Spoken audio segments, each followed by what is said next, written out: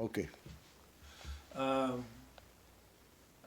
One day I was going over to the Growers, some people like kids I used to play with, and the Carters are neighbors just south of us down there had an old garage on the corner of the street down there.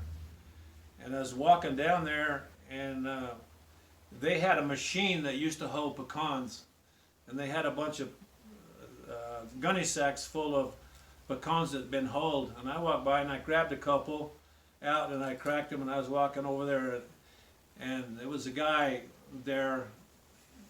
He was a little bit older than Arlen, I think. Yeah, he was a Marine veteran out of World War II, actually.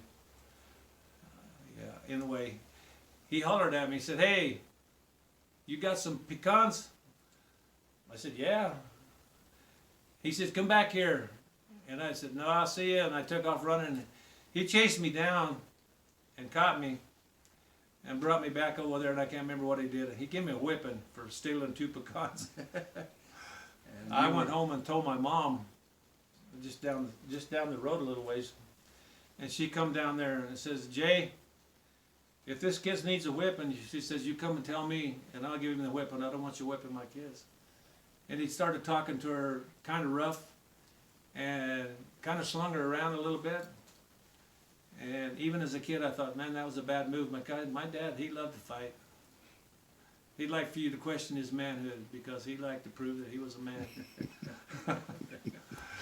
And when he got home that night, Mom told him that Jay kind of roughed her up a little bit and called her some names or didn't talk to her like a gentleman.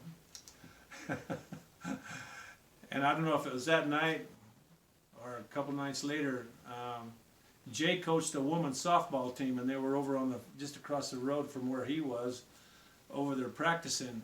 And there was on one of the poles, they had one of these huge disconnects. And my dad, Pook said, my dad came up there, and Pook was there. Pook's my older brother.